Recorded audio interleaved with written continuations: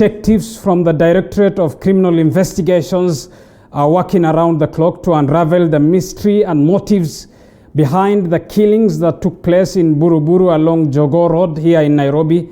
A woman, her son, and a man rumored to be her boyfriend were found murdered Tuesday morning in an apartment rented by the slain woman. Mwangi Maina now reports.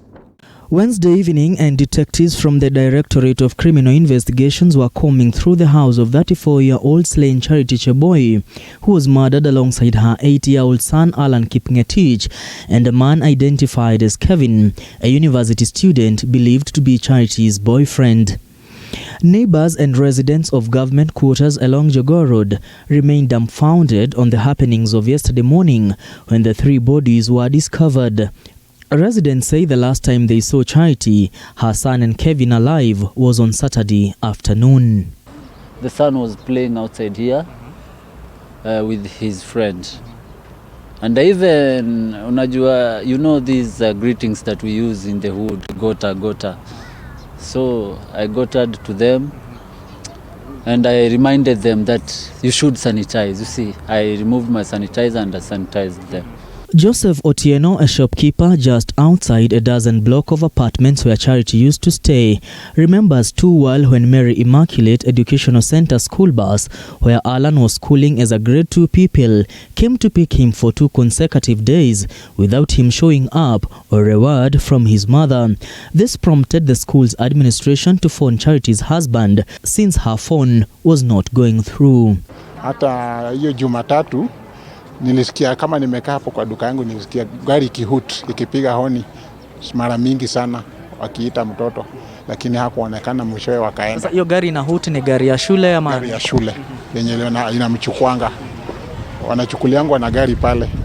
Sasa ndio gari inakujanga inasimama hapo, inamchukua na rafiki yake ambaye ni jirani yao, wanaenda shule. So vile hakuonekana, dereva alijaribu kuhut mara mingi lakini hawakupata response, wakaenda.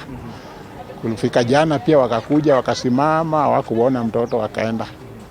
So ndio baadaye tunakuja kusikia story shule ilikuwa inampigia simu, hapatikani.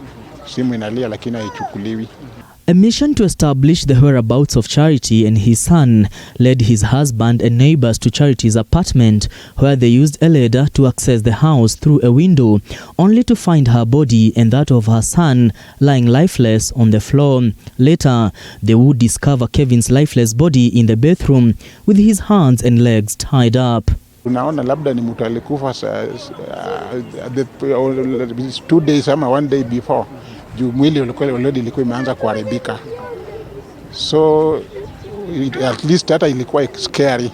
Unaangalia hata lakini huwezi taka kurudia kuangalia tena. So tulimwangalia tu tukaconfirm ni yeye na mtoto wake na tukatoka. Baadaye ndio tunarudi kusikia mwanaume ako kwa choo. Pia nikarudi tu nikamuona na nikatoka.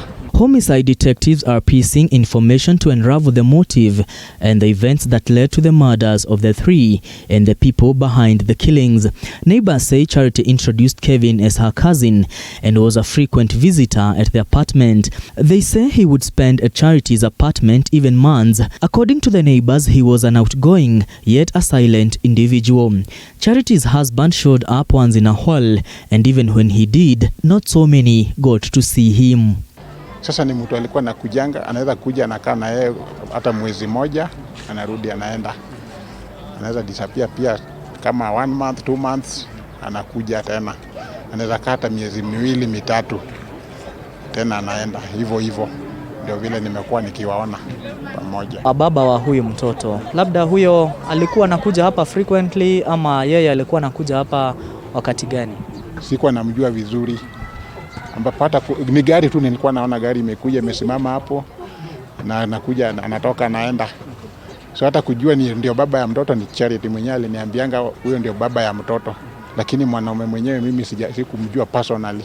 Neighbors have mentioned Charity as a humble, kind, outgoing and a staunch Christian, while his son has been mentioned as a jovial and happy kid who used to play football with kids in the neighborhood. Unaweza sema uhusiano wake ulikuwaje? Friendly, hata kama kungekuwa na issue, ndio analeta watu pamoja. Charity Cheboy was working as a registrar of persons at the Mathare Huduma Center. Mwangi Maina, TV 47, Nairobi.